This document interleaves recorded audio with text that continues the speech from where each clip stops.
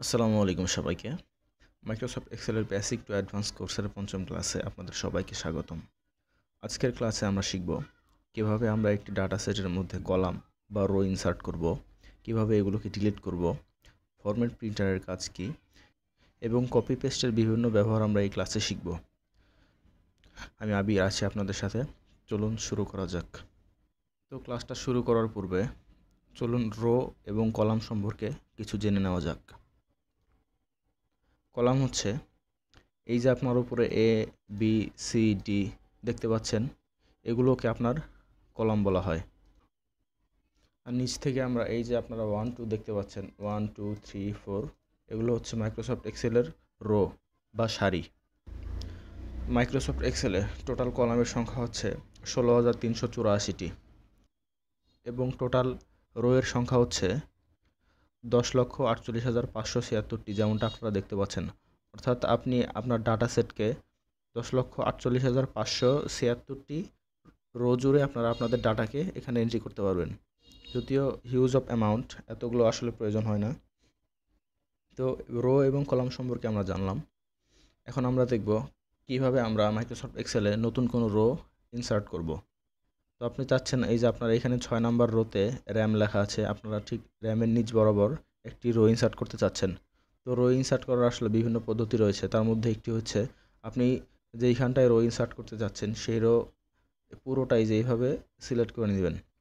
6-এর উপরে ক্লিক করে আমি 6 নাম্বার রোটা সিলেক্ট করে নেব, যেহেতু আমি 5-এর পরে একটি রো ইনসার্ট করব। সিলেক্ট করার পর আপনারা এখান থেকে ইনসার্ট নামে একটি অপশন দেখতে পাবেন। আপনারা যদি এখন ইনসার্টে ক্লিক করেন, দেখবেন যে আপনাদের কিন্তু একটা রো ইনসার্ট হয়ে গিয়েছে। তো আমি চাচ্ছি র্যামের পরে করতে, তো সেই জন্য আমি র্যামের পরে একটি রো সিলেক্ট করে নিচ্ছি। তারপরে এখান থেকে ইনসার্টে ক্লিক করলাম, আমাদের কিন্তু সুন্দর মতো ইনসার্ট হয়ে গেল। এবং আপনি যদি চান এই রোকে ডিলিট করতে, তাহলে এখান থেকে ডিলিট নামে একটি অপশন পেয়ে যাবেন। ডিলিটে ক্লিক করলে এটা ডিলিট হয়ে যাবে। সেম একইভাবে আপনি যদি চান প্রোডাক্টের পরে একটি কলাম ইনসার্ট করতে, তো আমরা প্রোডাক্টের পরে যেহেতু ইনসার্ট করব, প্রোডাক্টের পরের কলামটা সিলেক্ট করে আমরা এখান থেকে জাস্ট ইনসার্টে ক্লিক করে দেব। এখন আমাদের কিন্তু সুন্দর মতো একটি কলাম ইনসার্ট হয়ে গেল।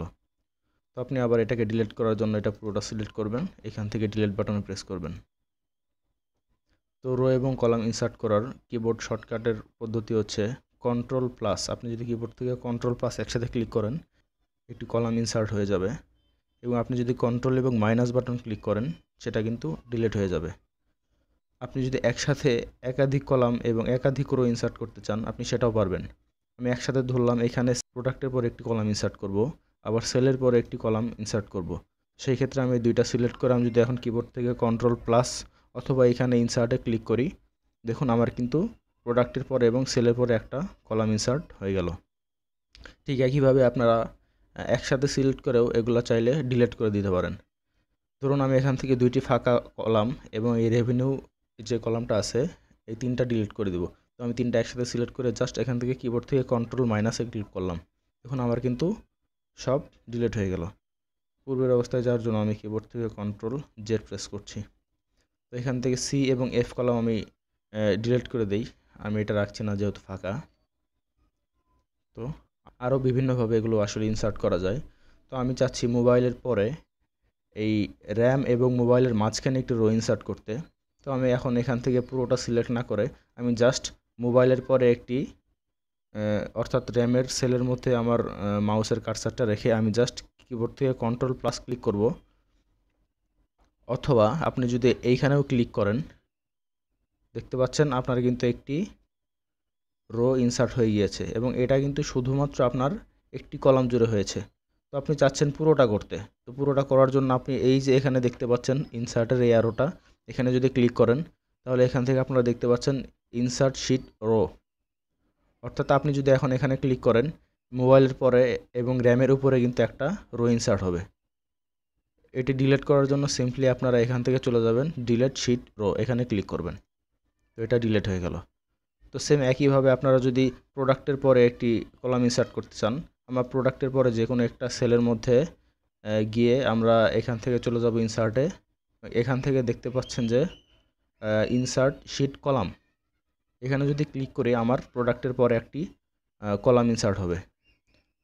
সেম একইভাবে আপনারা এখান থেকে ডিলিটে প্রেস করে ডিলেট শিট কলাম, এখানে ক্লিক করলেও এটা ডিলিট হয়ে যাবে। তো আশা করছি এমএস এক্সেলে রো এবং কলাম ইনসার্ট করার কিছু ব্যবহার আপনারা বুঝতে পেরেছেন। তো এখন আমরা দেখব মাইক্রোসফট এক্সেল আমরা কিভাবে বিভিন্ন পদ্ধতি ব্যবহার করে কপি এবং পেস্ট করতে পারি। তো প্রথমে আমরা সাধারণ যে কপি পেস্টের পদ্ধতি সেটাই দেখছি। আমরা প্রথমে এই পুরো টেবিলটা এখানে এই এইচ কলাম থেকে আমরা এখানে পেস্ট করব। তো আমরা এটা পুরোটা কপি করে নিলাম। কপি করে নেওয়ার জন্য পুরোটা সিলেক্ট করে আমি জাস্ট এখান থেকে কপিতে ক্লিক করতে পারি, অথবা রাইট বাটন ক্লিক করে এখানে কপি অপশন দেখতে পাচ্ছেন এখানেও ক্লিক করতে পারেন, অথবা আপনি কিবোর্ড থেকে Ctrl+C একসাথে ক্লিক করতে পারেন। তো আমি এখান থেকে এখানে ক্লিক করে কপি করছি, এবং আমি যেহেতু এইচ কলাম থেকে এই টেবিলটা চাচ্ছি, আমি এইচ কলামে প্রথম যেই সেলটা আছে সেখানে আমি মাউসের কার্সারটা রেখে আমি এখান থেকে জাস্ট পেস্টে ক্লিক করে দিলাম। দেখুন সুন্দরভাবে কিন্তু আমার টেবিলটা কপি হয়ে গেল। তো আপনি যদি আপনার কিবোর্ড থেকে Ctrl+V পেস্ট করেন তাহলে কিন্তু এটা পেস্ট হয়ে যাবে। আশা করছি এই পদ্ধতিটা আপনারা মোটামুটি সকলেই জানেন। এখন আপনি চাচ্ছেন আপনি আপনার শুধুমাত্র টেবিলের যে লেখাগুলো রয়েছে লেখাগুলোকে এখানে পেস্ট করবেন, কিন্তু কোনো প্রকার ফরম্যাটিং অর্থাৎ ফিল কালার, তারপরে আপনার টেক্সটের কালার, বর্ডার এগুলো কিছু চাচ্ছেন না, অর্থাৎ শুধুমাত্র লেখাটা চাচ্ছেন। তো সেটা যদি পেস্ট করতে চান আমরা এই পুরো টেবিলটাকে কপি করে নিলাম। কপি করে নেওয়ার পর আমরা যেখানে এটা পেস্ট করতে চাচ্ছি সেখানে গিয়ে ওই সেলের উপরে আমরা রাইট ক্লিক করব, এবং এই যে এখান থেকে দেখতে পাচ্ছেন ভ্যালু, আমরা ভ্যালুতে যদি ক্লিক করি দেখুন আমাদের কিন্তু শুধুমাত্র ভ্যালু পেস্ট হয়ে গেল। আরেকটা পদ্ধতি রয়েছে, আমি যদি পুরো টেবিলটাকে কপি করে নিয়ে নেওয়ার পর যেহেতু এখান থেকে পেস্ট করতে যাচ্ছি এখানে মাউসের কার্সারটা রেখে আমি এখান থেকে জাস্ট পেস্টের যে অ্যারো আছে এখানে ক্লিক করব, এখান থেকে আপনি এই যে 1 2 3 এই ভ্যালু পেয়ে যাবেন। এখানে ক্লিক করলে দেখুন আমাদের কিন্তু শুধুমাত্র ভ্যালু পেস্ট হয়ে গেল। এবার আপনি চাচ্ছেন এই যে আপনাদের রেভিনিউ কলামটা এখানে কিন্তু আমরা একটা ফর্মুলা ইউজ করেছিলাম। তো আপনি যদি চান যে শুধুমাত্র ফর্মুলা পেস্ট করতে, অর্থাৎ কোনো ফরম্যাটিং আপনি চাচ্ছেন না, সেই ক্ষেত্রে আপনি এই পুরো ফরম্যাটিংয়ের কলামটা সিলেক্ট করে নিয়ে যান, যেখানে পেস্ট করবেন সেখানে রাইট ক্লিক করে এখানে 1 2 3 4 অপশন অর্থাৎ FX লেখা, এটা হচ্ছে শুধুমাত্র ফাংশনের বা ফর্মুলা কপি। তো আমরা ফর্মুলা কপি করে এখানে ফর্মুলায় পেস্ট করছি। তো দেখুন আমরা যেহেতু এখানে ই কলামে একটি ফর্মুলা ইউজ করেছিলাম, এই ডি কলাম -3 কলাম, তো এটা যখন আমরা এখানে নিয়ে এসেছি যদি ডাবল ক্লিক করি দেখুন এটি কিন্তু অটোমেটিক্যালি জি এবং এইচ এর সাথে নিয়েছে।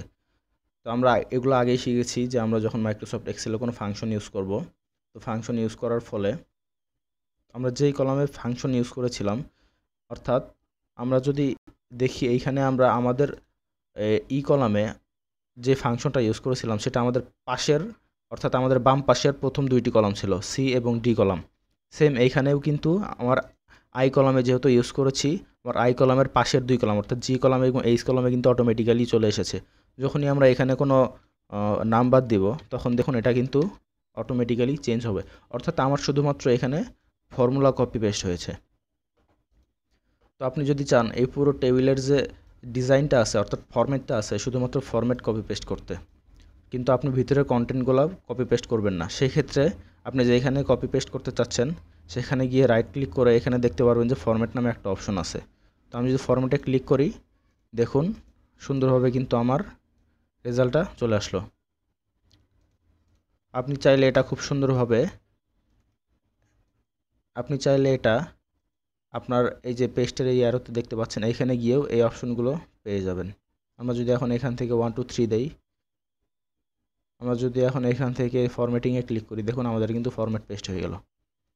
তো এই ছিল মূলত কপি এবং পেস্টের কিছু ব্যবহার। আশা করছি আপনারা বুঝতে পারছেন কিভাবে ব্যবহার করতে হবে। এখন আমরা দেখব ফরম্যাট প্রিন্টারের কাজ।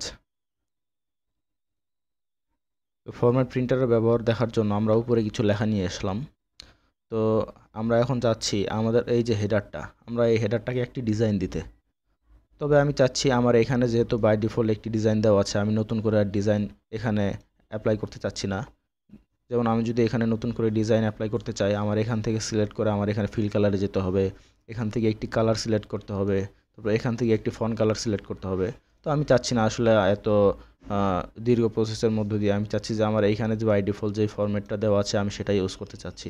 তো সেটা ইউজ করার জন্য আমি যদি এইখানে এই যে পুরোটা সিলেক্ট করে জাস্ট ফরম্যাট প্রিন্টার একটি ক্লিক করে দেই এবং এখানে যদি আমি পেস্ট করে দেই, দেখুন সুন্দরভাবে কিন্তু আমার সেম ফরম্যাটটা আমার এখানে চলে আসলো।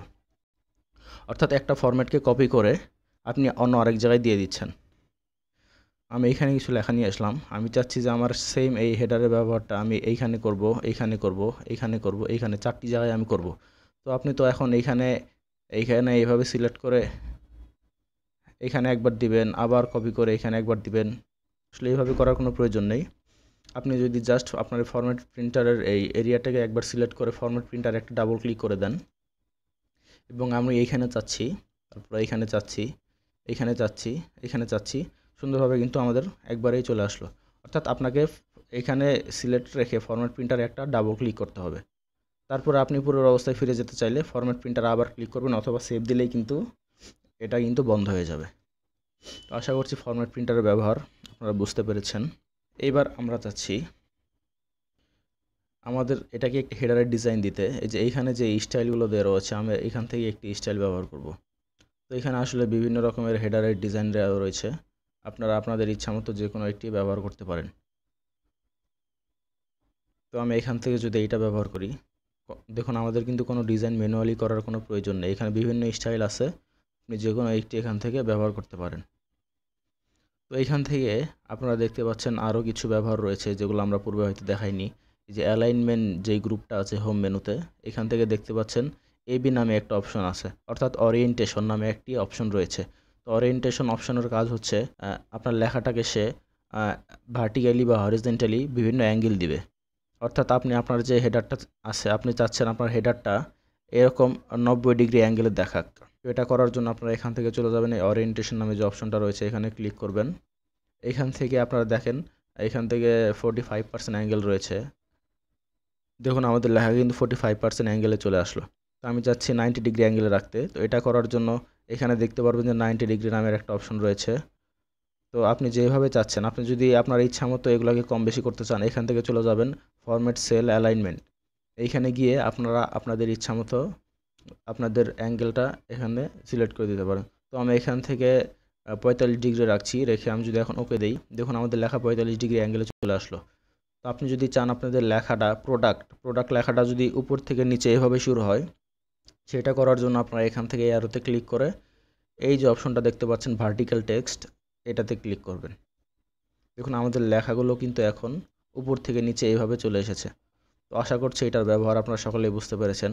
তো এই ছিল মূলত আজকের ক্লাসের টপিক। যদি আপনাদের বুঝতে কোনো সমস্যা হয় অবশ্যই কমেন্ট বক্সে কমেন্ট করে জানাবেন, আপনাদের সর্বোচ্চ সাপোর্ট করার চেষ্টা করব। তো পঞ্চম ক্লাস আজকে এখানেই শেষ করছি। ষষ্ঠ ক্লাসে আমরা শিখব কিভাবে আমরা অ্যাডভান্স টেবিলের ব্যবহার করব। অ্যাডভান্স টেবিলের বিভিন্ন ফিচার নিয়ে আমরা পরবর্তী ক্লাসে দেখব। তো আজকের ক্লাসটা এখানে শেষ করছি। ধন্যবাদ সবাইকে।